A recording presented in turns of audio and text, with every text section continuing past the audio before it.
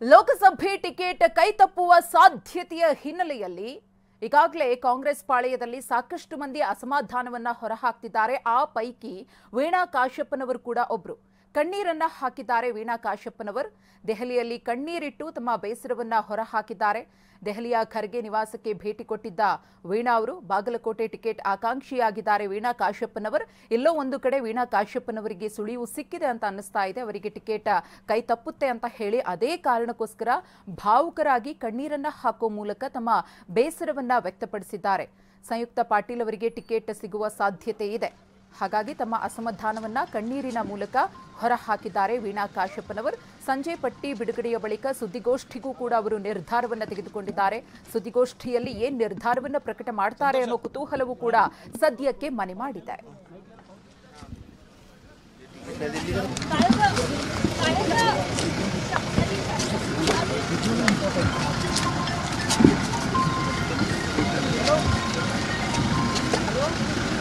Hello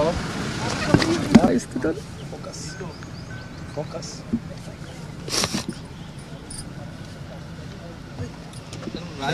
ಈಗ ಭೇಟಿ ಆಗಿದ್ರಮ್ಮ. ಈಗ ಖರ್ಗೆ ಅವ್ರನ್ನ ಭೇಟಿ ಆಗಿದ್ರ? ಖರ್ಗೆ ಅವ್ರನ್ನ ಭೇಟಿ ರಾಜ್ಯದ ನಾಯಕರುಗಳನ್ನ ಯಾರು ಭೇಟಿ ಆಗಿದ್ರು ಮೇಡಮ್? ಡೆಲ್ಲಿಯಲ್ಲಿ ಹೆಸರು ಕೊನೆವರೆಗೂ ಇತ್ತು. ಕೊನೆಗೆ ಸಂಯುಕ್ತ ಪಾಟೀಲ್ ಅವರ ಹೆಸರು ಬಂದಿದೆ.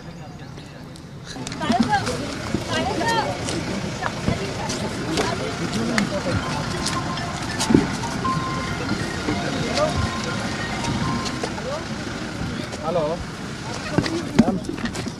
ಹಲೋ ಸಂತೋಷ.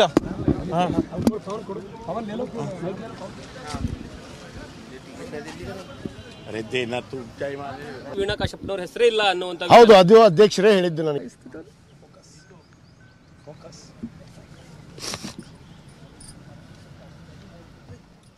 ವೀಣಾ ಕಾಶ್ಯಪ್ಪನವರು ಯಾವುದೇ ರೀತಿಯ ಪ್ರತಿಕ್ರಿಯೆಯನ್ನ ಕೊಟ್ಟಿಲ್ಲ. ತುಂಬಾ ಭಾವುಕರಾಗಿದ್ದಾರೆ. ಮಾತುಗಳೇ ಬರ್ತಾ ಇಲ್ಲ. ಯಾಕಂದ್ರೆ ಅವರಿಗೆ ಈಗಾಗಲೇ ಹೈಕಮಾಂಡ್ ಮಟ್ಟದ ನಾಯಕರಿಂದಲೇ ಟಿಕೆಟ್ ಕೈತಪ್ಪುತ್ತೆ ಅನ್ನೋ ಸಂದೇಶ ಲಭ್ಯವಾಗಿದೆ.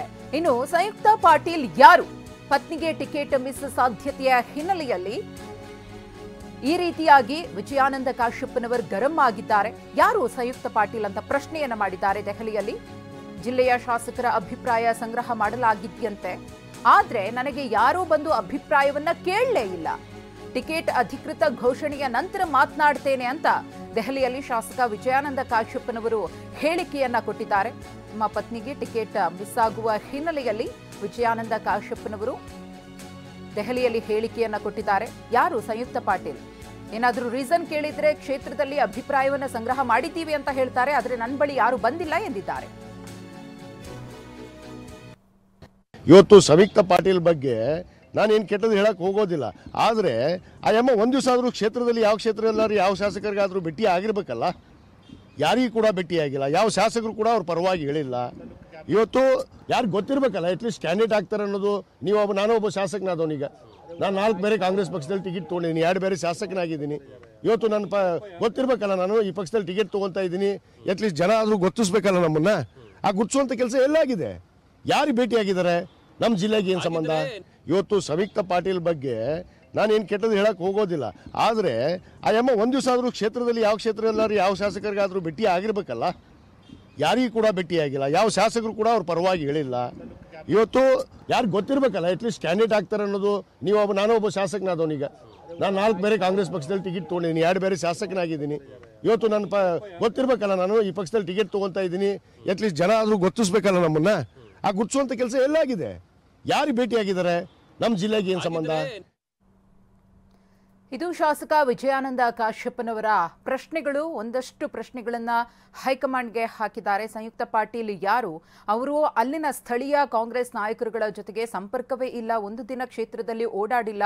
ಅಂಥವರಿಗೆ ಟಿಕೆಟ್ ಅನ್ನ ಕೊಡೋದಕ್ಕೆ ಹೇಗೆ ಮುಂದಾಗಿದ್ದಾರೆ? ಮಾನದಂಡ ಏನು ಅನ್ನೋದೇ ಅರ್ಥ ಆಗ್ತಾ ಇಲ್ಲ ಅಂತ ವಿಜಯಾನಂದ ಕಾಶ್ಯಪ್ಪನವರು ಹೇಳಿದ್ದಾರೆ. ಇನ್ನು ಅಧಿಕೃತವಾಗಿ ಟಿಕೆಟ್ ಅನೌನ್ಸ್ ಆದ್ಮೇಲೆ ಮುಂದಿನ ನಡೆ ಏನು, ನಮ್ಮ ನಿರ್ಧಾರ ಏನು ಅನ್ನೋದನ್ನ ಸುದ್ದಿಗೋಷ್ಠಿ ಮಾಡಿ ತಿಳಿಸ್ತೀವಿ ಅಂತ ವೀಣಾ ಕಾಶ್ಯಪ್ಪನವರು ಕೂಡ ಹೇಳಿದ್ದಾರೆ.